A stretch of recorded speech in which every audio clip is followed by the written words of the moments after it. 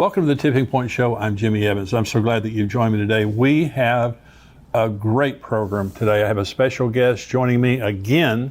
He was here on the last Tipping Point Show. We are talking about a totally fascinating subject. You've got to buckle your seatbelts wherever you are. Josh Beck works in full-time ministry with Skywatch TV as a documentary filmmaker. He's also the author of numerous best-selling books, and Josh is the founder of Daily Renegade, where he has hosted a variety of shows and podcasts.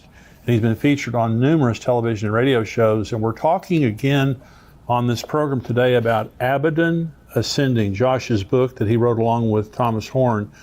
And the subtitle here is The Ancient Conspiracy at the Center of CERN's Most Secretive Mission, Technology and Bible Collide. Now, on the last program, we went through the basics of quantum physics and all those kinds of things. Josh, thank you for joining me, by the way. Great to have you here. Yeah, absolutely. Yeah, glad to be here. So if you didn't watch the last show, we're going to dive right into the big middle of the CERN and all this about. But we did a show just talking about the basics of science, the basics of the quantum physics, those kind of things. You gave such a great explanation to those things and why it's important to believers to understand those things, and you can understand those things. You don't have to get confused by all the scientific talk. And it's important not to be intimidated by the scientific community when they try to convince us that we don't know what we're talking about and the Bible's a lie. So we're going to talk about CERN. And so for those who may not be familiar, talk about the Large Hadron Collider and how that's different from CERN. Sure. So the basics of it, the Large Hadron Collider is the actual machine that smashes particles together. CERN is just the organized body of people that decide what happens. So that's the organization. So it's really easy. LHC is the machine. CERN are the people in charge of doing these experiments, and they use the machine. They smash particles together to try to see if there's new particles out there in the universe. And they have made some pretty interesting discoveries, most notably the Higgs boson discovery in 2012. That was really big news. That was done with the LHC at CERN. So just in a nutshell, that's what CERN and the LHC are. So CERN is an international project, right? Yeah, worldwide. I think it's something like 100 or 200 countries are involved in it. So it is a big worldwide effort. So talk about the land that CERN sits on and the significance of the land. Oh yeah, so this was really weird. When we were doing research for Abaddon Ascending, we came across this interesting piece of history that originally when they were building CERN, they had to stop construction because when they were digging in the ground, they found all these ruins, Roman ruins. It turns out where CERN is built, it used to be an ancient Roman city called Apolliacum, where they actually believed that was where the bottomless pit was. My gosh. Yeah, I mean, what are the chances of that? So then of course that has tie-ins to Revelation 9 and locusts and all this weird stuff that we could probably talk about. But they actually had to halt construction for a while to excavate this city. And then so where CERN is right now was built over that city, and it's a weird place too because it's on the border of Switzerland and France. Like it's an odd choice of location. It's like, why not say, hey, there's a city here, let's just go down the street and build it over there. Let's not have it on the border of two countries, So really weird. It seems intentional, and then that bottomless pit connection really makes you wonder.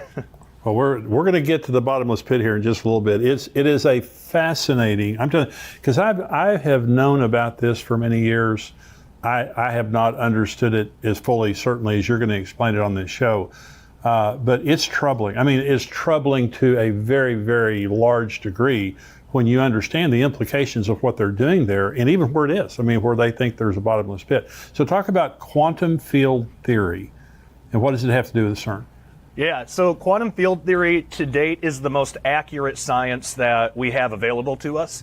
It makes the most accurate predictions of any other science. So the actual science itself, quantum field theory, is real. It's a real science. It's a real thing. But like everything, and kind of going along with what we talked about in the last show, some scientists...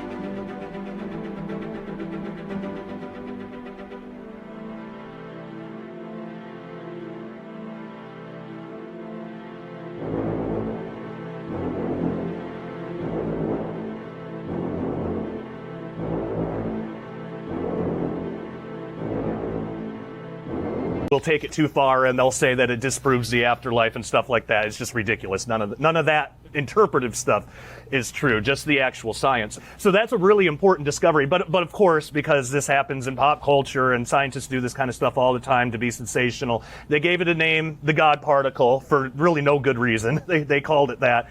And they started saying the particle is what gives us mass, which isn't exactly right.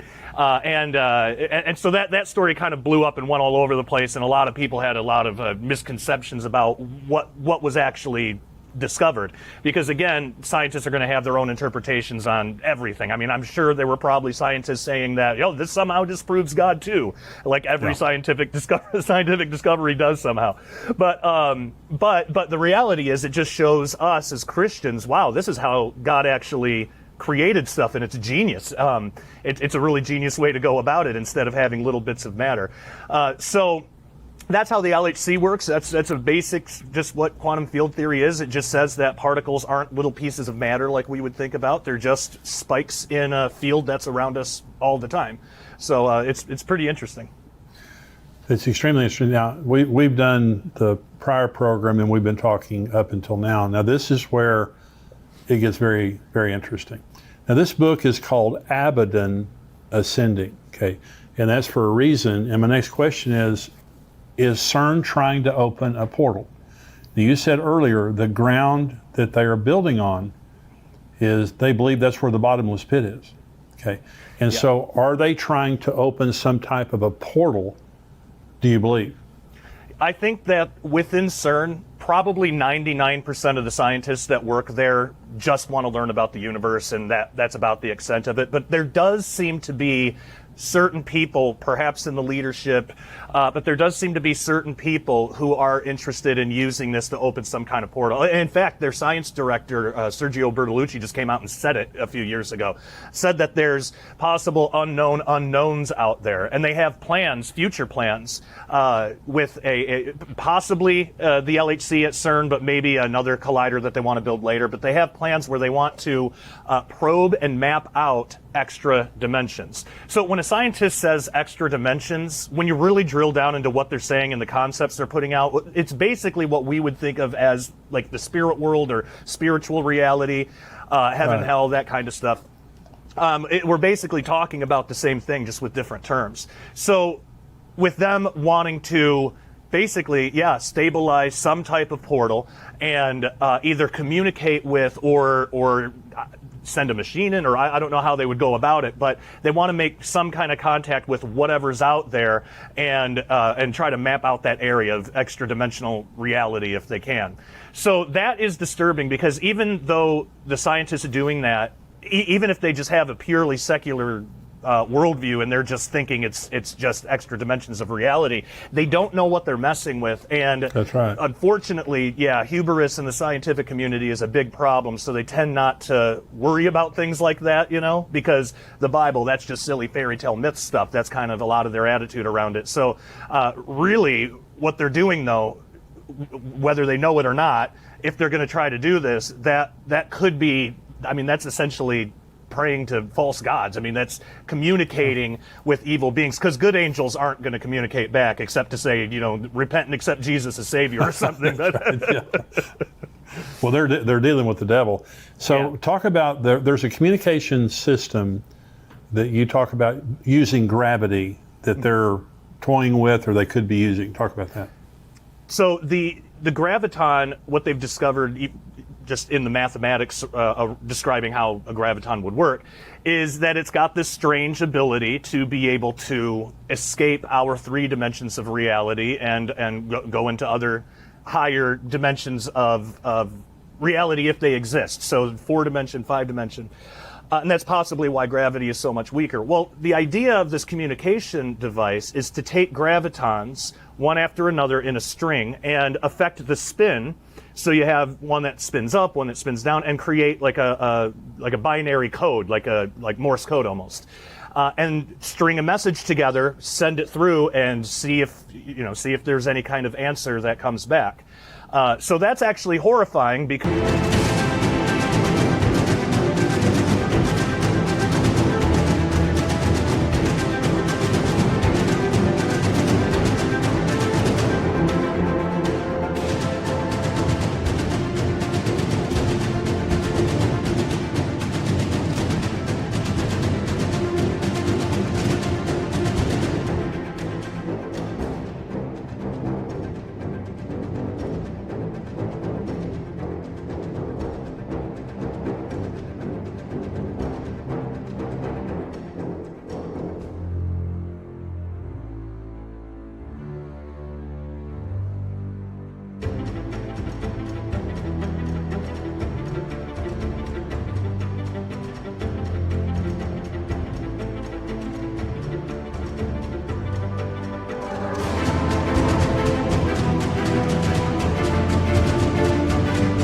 because they don't know who they're talking to. They don't know who they're alerting, their presence to. And to me, it seems like that would be an invitation. Whereas if we left them alone, maybe they wouldn't be able to come through.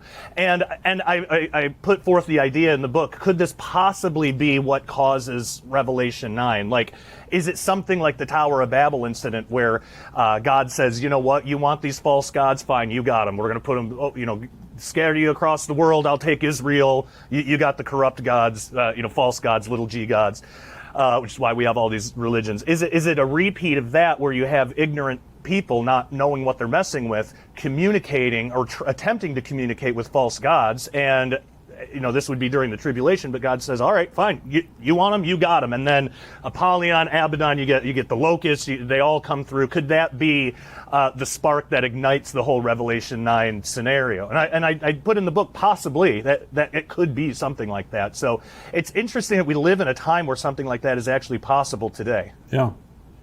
Well, and you said there are Christians at CERN, working there, but the majority are not. Yeah. And you talk about, the arrogance, the pride of a lot of the scientists, thinking that they can tap into that next dimension, not understanding that there is another dimension. We all know that. Jesus, after his resurrection, appeared to the disciples, then disappeared. And so there certainly is another dimension that we can't see at this point. But talk about now the Higgs field doomsday. What is that? Yeah, so this is another scenario, and this was actually put forth by, as far as I know, secular physicists. But it's the idea that our universe, the space outside of the Earth, isn't a true vacuum. Meaning, so the Higgs field, which is everywhere, the way that it's described is it's on this razor's edge of energy. And we as Christians would call this fine-tuning. It just means if the energy was a little higher, nothing can survive. If it was a little lower, nothing could survive. And you find this actually repeated in a lot of areas of science. The way that cells come together, the way that the energy levels in subatomic particles and things like that. It's fine-tuning. It really just shows that there's a creator.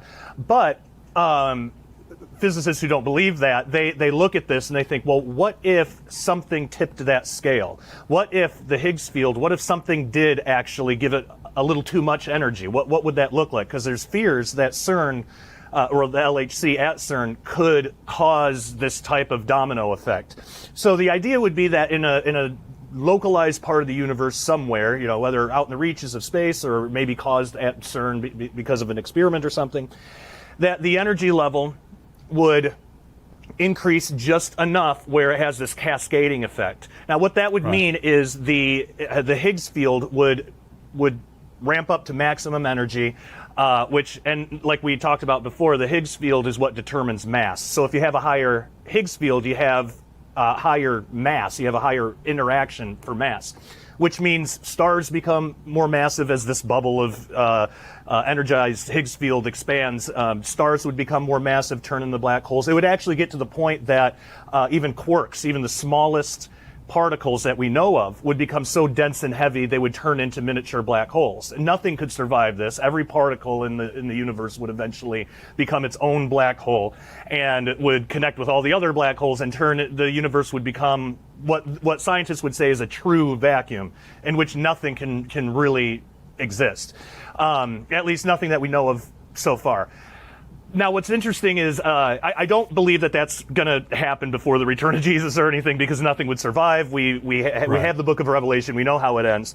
But what's really interesting is there is a point where we have glorified bodies and all the evildoers have been judged and are in the lake of fire, and there's a new heaven and new earth because the old had passed away. Could this Higgs field doomsday, could this be the type of mechanism that God uses to recreate everything into what it was always meant to be? We would have bodies that would be able to sustain that because they wouldn't be able to degrade the way ours do now. So that's interesting to think about. And they wouldn't be of that dimension. Right. They'll be of a higher dimension. So what concerns you most, Josh? Because it's been a few years since you guys wrote this book. A lot of developments have happened. What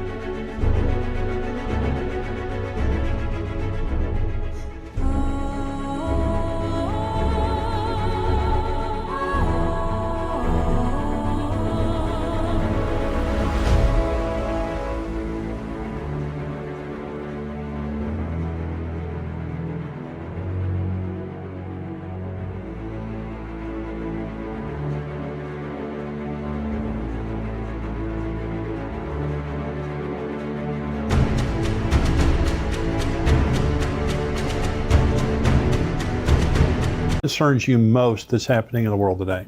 Yeah, mainly, well, in terms of CERN, it's the ongoing problem of hubris and scientists. So the way that right now the LHC is operating at power levels that are actually less than cosmic rays entering our atmosphere. So if the LHC was going to cause a black hole or something, we should have already seen that in the atmosphere over Earth, a million times over, and it doesn't happen. So right now that doesn't worry me as much, but the way that scientists will talk about how safe the LHC is, it's like there's no humility there. They'll just say it is ridiculous to think that this is dangerous at all. It's perfectly safe. Nothing can go wrong. It's basically like how they used to talk about the Titanic. So it's just setting it up for failure somehow. So that pride, that hubris, that's what concerns me the most, because it makes me think they think that this is totally safe. They could mess up somewhere and actually cause something that may not destroy the Earth completely, because we know there's still prophecy that needs to be fulfilled, but could cause irreparable damage, possibly.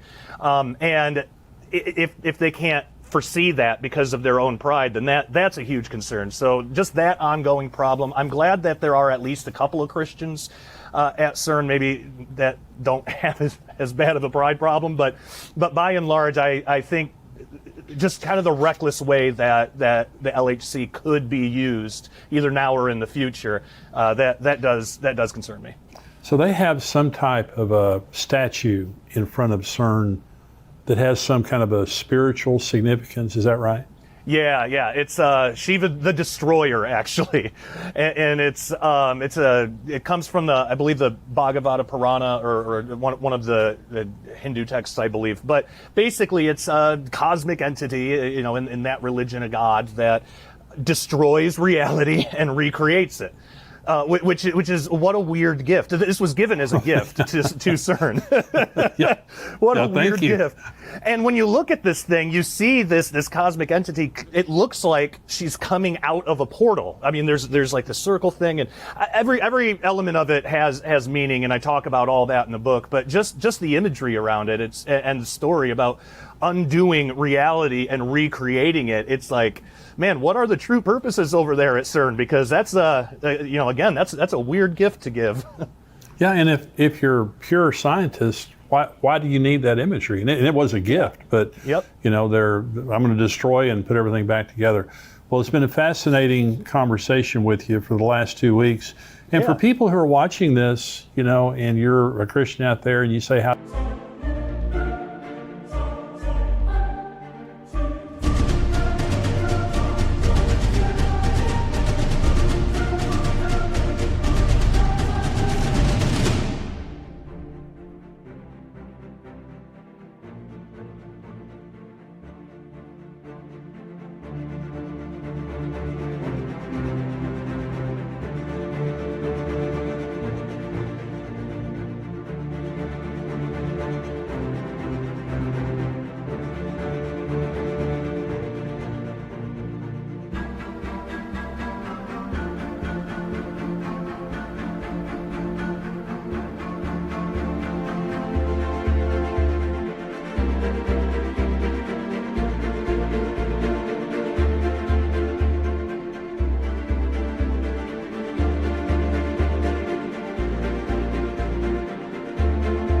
does this matter?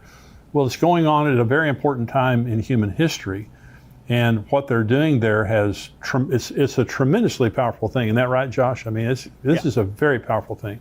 Absolutely. So it just has a lot of ability to go wrong, and we hope that it doesn't. But there will be a time, according to Revelation 9, that Abaddon will ascend. There will be an opening, and there will be tremendous devastation that happens on the earth as a result. I encourage you to get Josh's book with my friend Tom Horn here, Abaddon Ascending: The Ancient Conspiracy at the Center of the World's Most Secretive Mission. And so, Josh, where can they get a hold of you? What's your website where they can get a hold of you? Sure. If they want to get the book, the best place is skywatchtvstore.com. There's probably a couple of packages that it's available in, because Tom Horn likes to do that a lot, which is great. Yeah. So you'll probably get some extra stuff. And then for me personally, my website is dailyrenegade.com, and we'd love people to go check it out and be part of the family. Check out Josh's website there and get the book. God bless you, Josh. Thanks for joining me. Thank you so much. Good to be here. For everybody watching on YouTube right now, we want you to become a subscriber to endtimes.com. Now, we have the rest of the podcast that's coming up. Plus, we have articles and videos all week long here on endtimes.com for myself, Dr. Mark Hitchcock, Greg Laurie, and other contributors. $7 a month, $77 a year. We want you to become a subscriber right here to endtimes.com. If you are a subscriber, stay tuned now because there's a lot more show coming up. You have to go to endtimes.com, though, to see the whole show. You can't see it here on YouTube if you're a subscriber. God bless you. Stay tuned.